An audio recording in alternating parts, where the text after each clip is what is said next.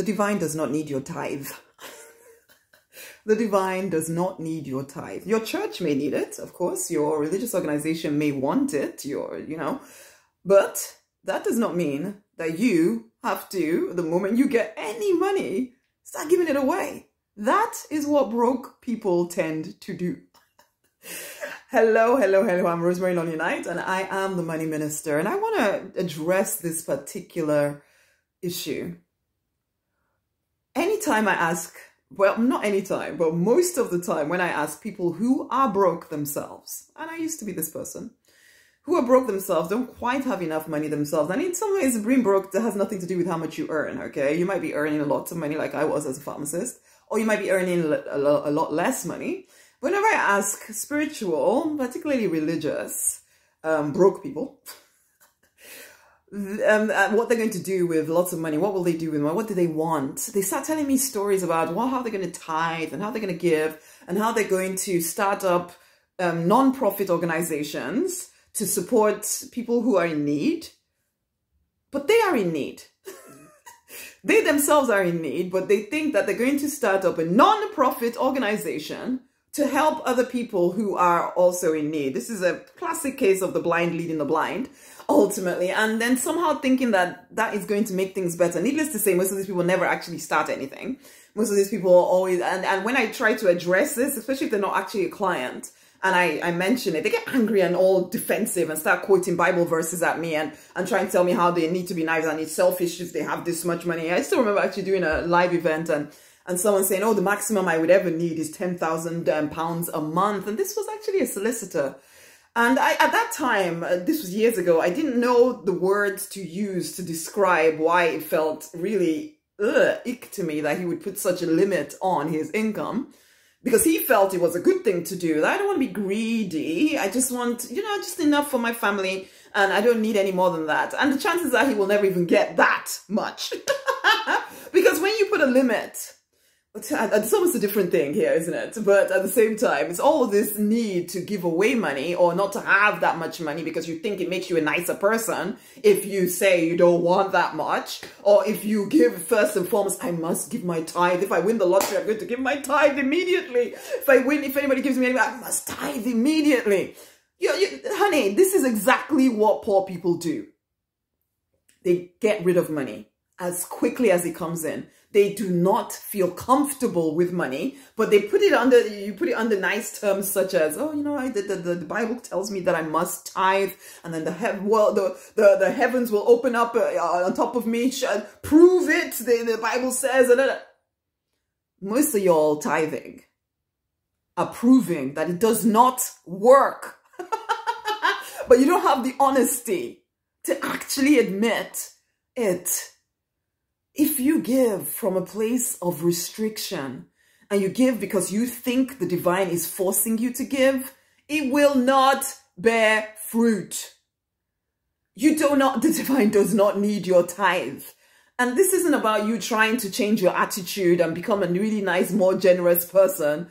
Honey, that is you being codependent. Again, trying to become nicer. For goodness sake, nice people die poor. Sorry, but I need to be honest with you because nobody's telling you this stuff. The church wants your money because they need to keep the building going. And there's nothing wrong with that. I'm not complaining about it. But seriously, sometimes I have people complaining about, the giving that they ask me for at church and this and that. Yeah, did someone come into your pocket and take the money out? Is it not you that took it and gave it to them?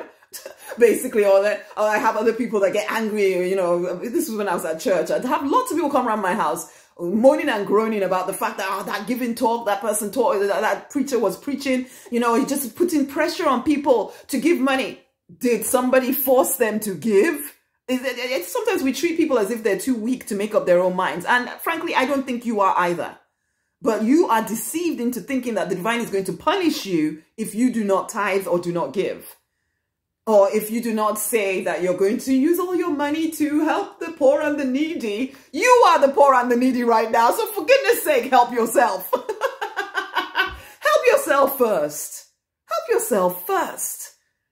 You can then be of more assistance in the long haul to anybody else you want to support. But if you haven't got yourself to a place where you have recurring income coming in, why the heck do you think you should be giving, giving, giving, giving? I'm not saying never give, okay?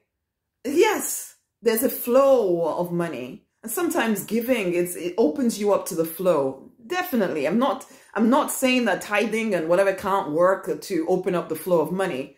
But for most of you, it isn't working because you're coming from this broken place. You're doing it simply because you think you have to or else you'll be punished. There's no love in that. There's no joy in that. The idea is expansion. If you're feeling restricted or contracted when you do something, I promise you the result is not going to be good. No matter what the preacher at the front is telling you. If you feel as if you're being forced to do something, even if you cloak it in, oh, you know, I'm doing it for the Lord, and blah, blah, blah, blah, and all that stuff that you like to tell yourself, look at the fruit of what is happening. I've had many clients come working with me who after years and years of tithing and giving of their time and their money, they are broke and broken. Don't let that be you. Be wise. If something doesn't feel good, it's because it is not good for you. Okay?